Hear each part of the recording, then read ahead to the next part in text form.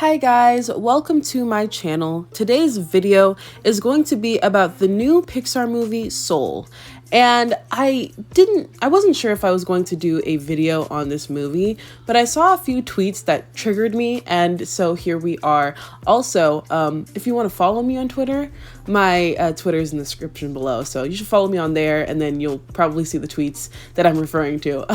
But I'll also include them in this video. But yeah, I'm gonna talk about Pixar's Soul and just my thoughts on it. I have a few thoughts that might not be the same as everyone else's because I only saw a few tweets about this. But that's why I really wanted to do a video, because I feel like I can add something to a conversation. And yeah, so before I do get into this video, please go ahead and give it a big thumbs up. Go ahead and subscribe to my channel and turn on the post notifications so that you're notified of the next time that I post a video. And again, like I said, follow me on Twitter. My Twitter will be in the description below. So without further ado, let's go ahead and get into the video. All right, so I'm going to go ahead and just give my spoiler warning here. There are obviously going to be a lot of spoilers in this movie, so if you want to watch the movie and you haven't seen it, I would suggest that you pause this video, watch the movie, and come back to this video. Or, you know, if you haven't seen the movie but you don't care to watch it, or you have seen the movie, then you should continue watching this video. But there's your fair warning that there will be spoilers in here, just so that I don't get comments saying that I didn't give a spoiler warning, even though why would I have to give a spoiler warning if it's about the movie? Whatever. Anyways, that's your spoiler warning. So the movie is basically about this middle school music teacher named Joe Gardner, who finally gets his big shot to play with a renowned jazz musician, but he ends up dying hours before the performance. His soul then goes to a sort of limbo where he mentors a baby soul while trying to get back to Earth to play his gig. So this baby soul didn't want to actually live life, so Joe Gardner decided, hey, I can just take your Earth pass. It's just this whole thing. If you've seen the movie, then you know what I'm talking about. This part doesn't really pertain much to what I'm going to talk about in the rest of the video, but still, I'm going to try to explain this as much as I possibly can. Joe Gardner is supposed to mentor this baby soul and give them a reason to live, find their passion, and then they get an Earth pass, and that will transfer them to Earth and transfer them into a baby body. But in Joe Gardner's case, it would just transfer him back into his body that is still dying. So instead of going to the great beyond, is what they call it, I really think it's just heaven. Instead he would go back to Earth to play his gig. But you know, he's using this baby soul that doesn't want to go to Earth and wants to not live at all. He's going to take that Earth pass. So they're really doing something. They're really doing a favor for each other. But then as they finally get to go to Earth, his soul is transferred into a cat, while the baby soul, who is voiced by a white female, so I'm just gonna go by she. I'm just gonna go with the pronoun she. She's transferred into his body. And so yeah, that's basically the whole movie. He ends up getting his body back, and he's able to play his gig, and he realizes his meaning for life. And then the baby soul that he helped out also realized that she wanted to live as well, and so she fell in love with Earth, and she fell in love with life. And so they both kind of get to live life and fall in love with life and everything like that. So it's a beautiful little ending, and I was very, very happy with how it ended, and you know, all of that. I felt like the movie was extremely deep. It explored deep concepts that I was like, whoa, like this is not made for kids. I don't know how a lot of young kids would understand the concepts. But then again, I don't know. Kids are very intelligent, and sometimes I feel like we underestimate children, but at the same time, I was like, this is kind of deep. So yeah, it was a very deep movie. I enjoyed the concepts that they explored. I thought that was extremely interesting, extremely thought-provoking.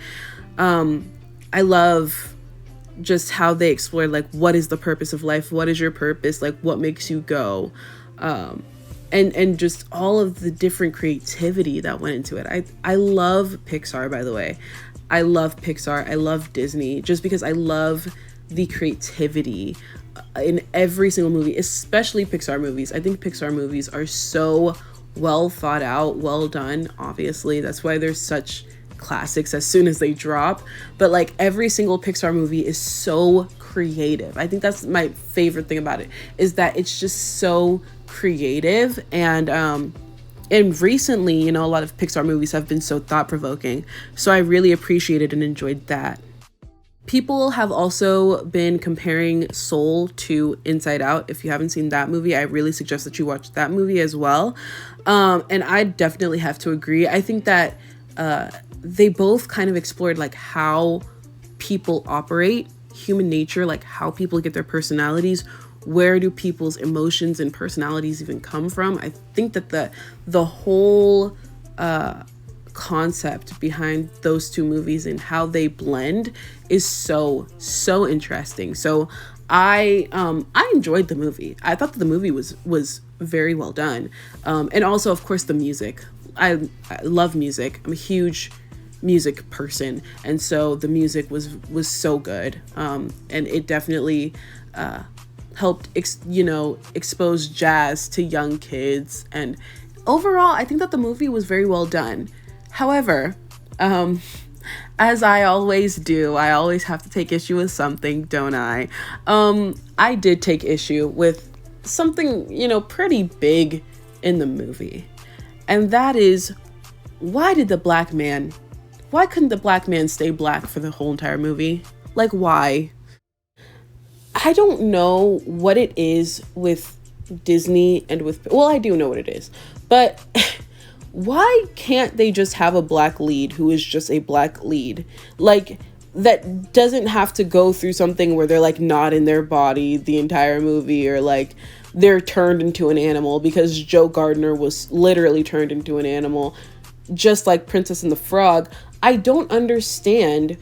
Well, I mean, I guess I do understand, but it's hard for me to swallow that, to accept the fact that they're just that blatantly kind of against having actual black leads. I mean, how many black leads does Disney actually have? Not many. You know, if we're talking about like huge blockbuster Disney movies, we're really only talking about 2 movies. Truly, we're talking about Soul and Princess and the Frog. I mean, as far as animated movies, I know they have, you know, other movies like Let It Shine and Jump In, where they had black leads, but that was like Disney Channel originals, and I think that those are different. But as far as like, you know, their main Pixar, Disney, you know, blockbusters, movie theater movies, we only really have 2. And then Lion King, I guess it could be kind of considered a black movie because the animals are in Africa, but it's about animals. It's not about people in Africa. It's about animals. So it bothers me that there are 2 movies that have black leads, animated movies that have black leads, and both of them, the main characters are not human for most of the movie.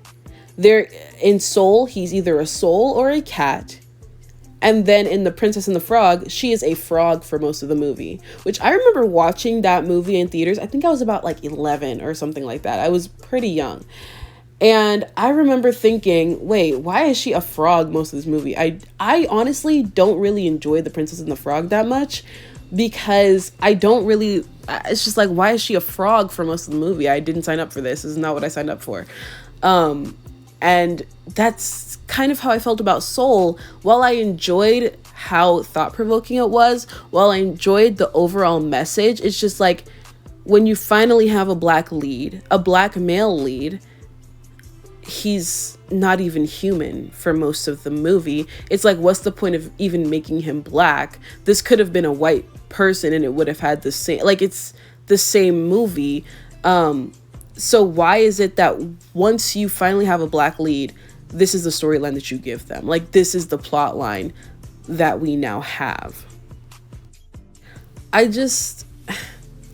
I know that a lot of people might find this nitpicky, but Pixar movies are very thought out. Disney movies are very thought out.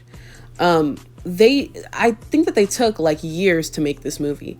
They thought about everything. And I know that they know the criticism that The Princess and the Frog gets because of the fact that Tiana was not a princess the entire movie. She wasn't a person the entire movie. We didn't see a black woman on screen falling in love. We saw two frogs falling in love. It's just not the same thing. I know that they understood this criticism, and yet they chose to continue with this storyline and give the storyline to a black lead and then call it Soul, which is like a very black title if you think about it. It's just, it was very kind of frustrating to watch. And Soul, like in Princess and the Frog, it didn't really show black love, which I think is very important for kids to see, because they're really just seeing, black people, individuals who are not black the entire movie. So they're not even really associating a lot of this adventure with black people. They're associating it with a soul or a cat or with a frog. So they're not really seeing like black resilience on screen. It's very important, the leads that they have. Like when you think of Mulan, you think of a strong Chinese woman. That is literally what you think of. When you think of, Frozen and Elsa, you think of like these strong white women. But when you think of Princess and the Frog, do you really think of a strong black woman? No, you think of the fact that she was turned into a frog for most of the movie.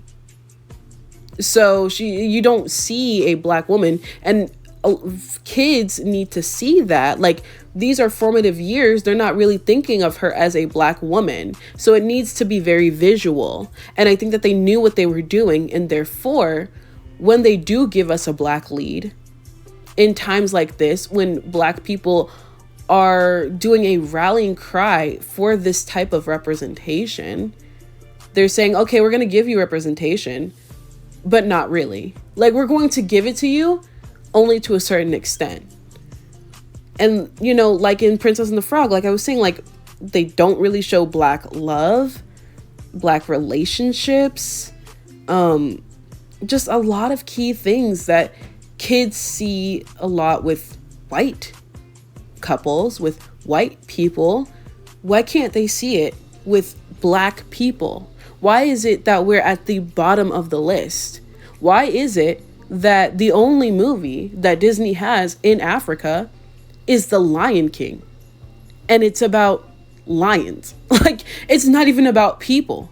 When will there be a movie in Africa about an African tribe with a black woman, a black man, with black people who aren't animals the entire time, who aren't spirits the entire time,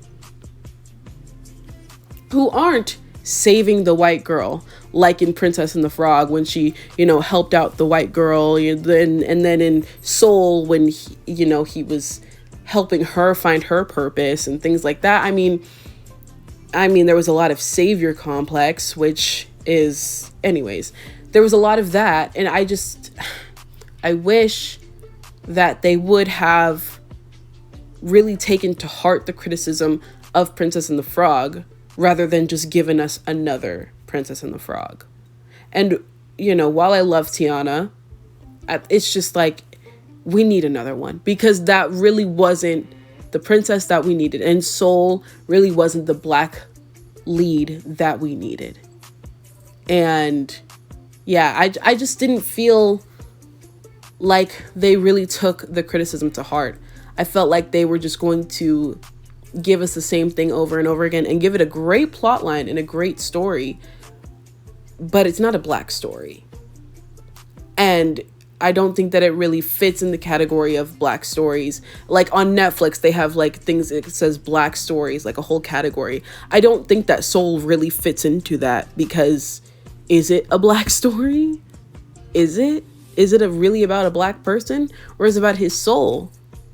And it also explored like that your soul is different from your body. So it really wasn't a black person. You know what I'm saying? It's just, I don't know. I was not fulfilled as far as my hunger for more black representation in these Disney and Pixar movies. And what really triggered me to make this video was Xavier, who is also a YouTuber. I saw his tweets and I was just like, yeah, I mean, yes. He says, what is Disney's obsession with turning their black characters into animals and creatures for 90% of the movie? Why can't we get a movie where our black protagonist stays human for 100% of the story? And I absolutely 100% agree. It's like, why can't black people go through story? You know what I would love? This is my ideal movie. A movie about a black person that has nothing to do with them being black, has nothing to do with black suffering as far as you're suffering because you're black. Just a black person going through any story like Hannah Montana that has nothing to do with her being white. It's just she's just in this position. This is just her life. And it has nothing to do with her race, but it is a black girl. It just happens to be a black person. It happens to be a black family. It happens to be a story with black people. I think that that would be excellent because it shows that black people are not their race, but that they can go through the same things that white people go through. And they can do it while being black the entire time. That would be wonderful. But no, alas, that can never happen, obviously. Obviously, it has to continuously be the black person not actually being black the entire movie. Of course, because of course it has to be. However, this tweet was also another tweet that triggered me to want to make this video. It says, one thing I noticed in Soul was the design for the living world. Usually, Disney and Pixar characters look really polished and perfect. This movie seemed to praise the diversity of features in its design. There's just something different about how they handled character design. And then it proceeds to show these characters who just look like regular black people. And that was one thing that I actually applauded Pixar for, was their animation in this movie, especially the barber. I really, really, really loved how they animated the barber. I felt like he was such a representation of a lot of black guys who are never really represented. Like I see a lot of those black guys in real life, but they're never actually represented in these movies. So I thought that it was excellent that they showed him. And I think that this tweet is disgusting. Why? Because first of all, I believe that everyone looks perfect. I truly believe that. I believe that however you look is perfect. That is how you were made, and that is perfect. That is polished, and that is perfect.